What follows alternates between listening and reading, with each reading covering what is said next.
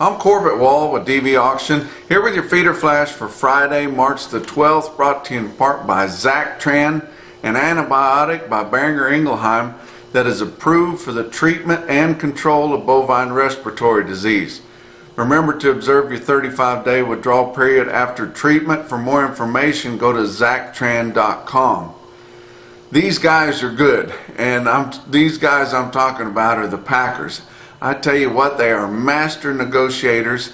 They are the very best at keeping these fat cattle prices depressed and controlling the cost of their major input, which is buying fed cattle to slaughter and cut up into beef. But they've used every ploy in the book to keep these fat cattle prices down here at 114. And 114 has pretty much been our market for the last 6 weeks or so. And they haven't really traded all that many cattle for the week. But on Thursday, the big news was that they were coming out offering people basis deals. Now, these basis trades are so many cents a pound above or below what the futures market is out front. And so they were offering +2 to +3 cents over our spring live cattle futures for cattle to deliver for the next 2 or 3 months. Now you think, well, hey, that's not too bad. You know, they've been keeping this market at $1.14. You look out here, and we've been talking about how your cash can't keep up with your live cattle futures. So you look out there and you've got April at 118.5 basically, and June a little over 119.5. When's the last time you remember June being higher than April? It never happens. April's always the highest. But they've got everything jacked around this time where it's not really meeting up. But a few guys that were able to take advantage of that, they're thinking, hey, I'm getting over $1.20 for my fat cattle. So you think, my gosh, why would these packers come out and give $1.20 or a little better for cattle to deliver over the next 2 or 3 months? Well, it's master negotiation is what it is. So they're likely going to keep your spot cash, the weekly cash trade, under $1.20 throughout this period where we were supposed to gain so much ground as we're light on market-ready supplies. So they're keeping that under 120 by ensuring that they have plenty of cattle in their captive supplies to fill their needs going forward here through this period where we've got lighter numbers of market-ready cattle.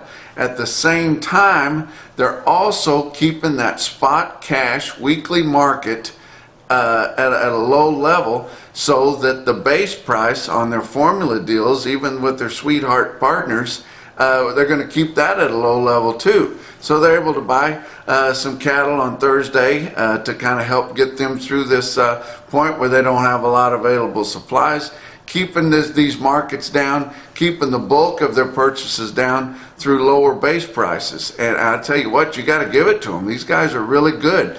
And it's just like playing in a dice game, you know, in a back alley or maybe in a men's bathroom on your knees whenever you're at a boring party or a wedding reception. You guys have done it. And there's always an old gambler there that's got more cash on him than anybody else. And by the end of the night, he ends up with everybody else's cash too. That's the way it goes. When you're holding all the cards, you got more money than anybody else. You play long enough, they're going to win. That's the way that deal goes. If you guys were able to watch President Magoo's message on Thursday night, he talked about the 1-year anniversary of all this COVID misery that we've had, but how he's been able to save us from it over the past 50 days that he's been president. And it's just amazing how he's been able to do that. He came in and he said during his first 100 days he was going to have 100 million people vaccinated for COVID. He reluctantly and absolutely didn't say anything about how the Trump administration was already averaging over 1 million a day. And so it wasn't going to be too hard for him to reach 100 million in 100 days, and but he's going to beat that. So that's amazing how he's been able to do that, and it's just we're just so lucky to have him. And if you listen to his total message, he said that if we get everybody, all adults, vaccinated over the next few months, that maybe, just maybe, on 4th of July, we'll be able to have a backyard picnic. Not a big backyard picnic, but a small group backyard picnic. He's going to allow us to do that on the 4th of July, so that's really, really great. But look at what's going forward here. I'm going to be at the Red Alliance sale, Groesbeck, Texas, on Saturday, and then as soon as that sale's over, I'll be heading back towards the Texas Panhandle. And I just have a hard time driving by the Fort Worth Stockyards District on a Saturday night. And so hopefully I'll be able to stop by there, and I'm looking forward to having a large group of people, all strangers, with no masks, since our great governor Greg Abbott has allowed us to be free, and I'm going to be doing that on Saturday night. And I'm not going to wait till the 4th of July, but you guys do whatever you want to do. Let's talk about your futures market.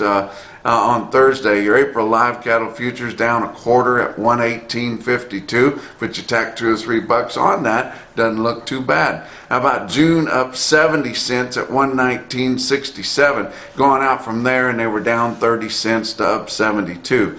How about March feeder cattle down 95 cents at 135 and a quarter.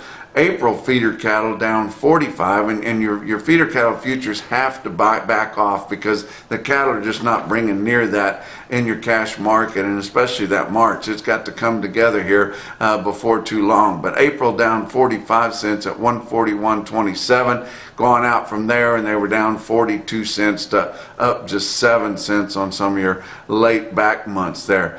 How about some fat cattle trade on Thursday? And we talked about your basis trades, but they're not really reported, or they're reported with such a big spread on them that it's hard to tell what went on. And those prices are not added up, and they're not figured in on your base price deals. So it works out pretty good. But look at this wheat trade that we've had this week so far. Iowa had 1,400 confirmed on Thursday. 13,900 head for the entire week in Iowa. Live sales on Thursday, $1.12. We can't even hold the 114 anymore. And we've got a spot April live cattle at 118.5, moving out to June at 119.67. Dress sales in Iowa on Thursday from 178 to 179. Nebraska 1,700 head. And for the week, they've sold just over 29,000 head for the week. And live sales in Nebraska, too, 112, 112.5, and some dress sales at 180. Both Kansas and Texas had no confirmed sales on Thursday. Kansas for the week has had 14,300. Texas only 6,500 head sales. So we've got to have mandated minimum negotiated cash trade, and I think the best way for us to get that is through Deb Fisher's bill called the Cattle Market Transparency Act. And if the cattlemen's group that you're involved in does not support that, you find out why, you try to talk them into supporting that, and if they still won't, then you find another group to get active with. How about your box beef cutout values on Thursday afternoon? Choice cuts down 62 cents, 226.67. How about your selects up a quarter at 220.07? Your slaughter through Thursday, 481,000. That's 4,000 less than last week, 10,000 less than the same week a year ago. But like I say, I've been saying here lately, we're looking forward to a big Saturday and kind of overtaking those two. Your actual slaughter information came in for the week ending February 27th, so that's getting past the cold spell there, but man, did it suck the weight off these cattle. And this is as bullish a figure as we could get. We've been complaining about these big weights. Your actual dressed steer carcass weight fell another 10 pounds since the last report, at 899 pounds on the average there. And all the while we're suffering with a the dragging fat cattle market and falling for deals to help packers get more captive supplies. Let's talk about your feeder cattle market. Your real-time index on DV auction late on Thursday at 133.74. That's up 1 penny per hundred. So that's steady. I mean, absolutely steady. And now that it's settled down in the last few days, you look and see how close that RTI, the real-time index, is to the CME cash feeder cattle index. It's 11 cents per hundred difference. So if that's not a good indicator of what that CME cash feeder cattle index is going to be, I don't know where you would find a better one. But you look at your sales on Thursday, feeders steady to $3 higher.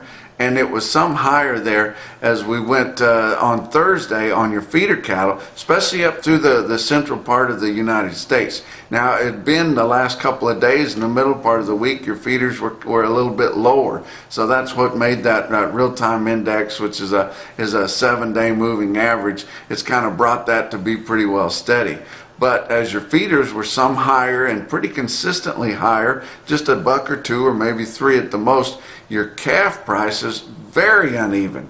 Not just your calves, but your stockers, but all your weights that can still be turned out and not necessarily have to go into some kind of a feed yard.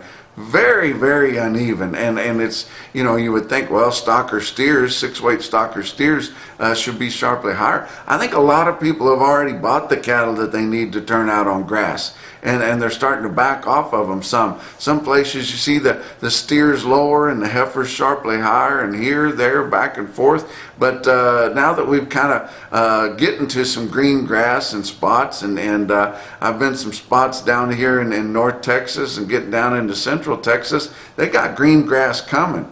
You get up into Arkansas and parts of Missouri, parts of eastern Kansas, places like that, starting to green up just a little bit from that moisture they had during the cold spells. And we've had really, really nice weather and sunshine the last several days. So now that the grass is finally starting to get green, now we're just seeing wild, crazy, uneven, mixed prices on calves. And a lot of people that took calves to the sale barns on Thursday were surprisingly disappointed on what they brought. And man, did I get an earful. My best friend comes from Nazareth, Texas, and he raises front end cattle right there in Nazareth, Texas, and took a little jag of fancy steers to his hometown nearby sale barn just 20 miles up the road.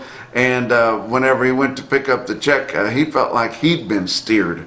Because just cattle bringing, you know, 30, 40, 50 cents less than what he was kind of figuring they were going to bring. And I tell you what, that's a blow when you're trying to pay some winter feed bills and things like that. But you cannot depend on what your lighter weights are going to bring unless you've got at least a load or a long string of reputation calves.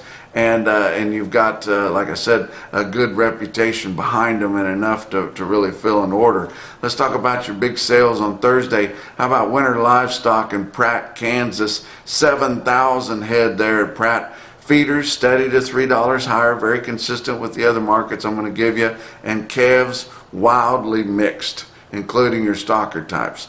How about farmers and ranchers livestock? Salina, Kansas, 3,400 head there. Feeder cattle steady to $3 higher there as well, and also lighter weights, calves and stockers wildly mixed, whether it be steers, heifers, 4, 5, 6 weights. You know, they just one way and then the other, and it was really hard to get any kind of a grasp on what the trend is on those lighter weight cattle. How about Enid livestock market really coming around here in you know, this spring they've really just reached a new level there with Dakota Davis, but 3,400 head there of feeder cattle at Enid Livestock Market. Feeders there steady to $2 higher. Very similar to the other sales that are right in line with them going north and south there through Oklahoma and Kansas. But calves very uneven also there. But you look at this report out of Enid Livestock Market. Look at your best tested weights of steers and heifers. Steers, 620 head of 8-weight steers averaged 845 at 127 and a quarter on the average of all of them. That would be $1.68 higher than the weighted average on the good test of 8 weights that they had last week. Heifers, 513 head of those 7-weight heifers, average 753 at 124.46. That would be $1.73 higher than the weighted average of the same weight group last week on a good test. I'm going to give you several individual quotes around the circuit. How about Coffeyville Livestock in Coffeyville, Kansas? My friend Brian Little there runs a nice little sale barn there and has a good market. He had a good run of 5 weights there.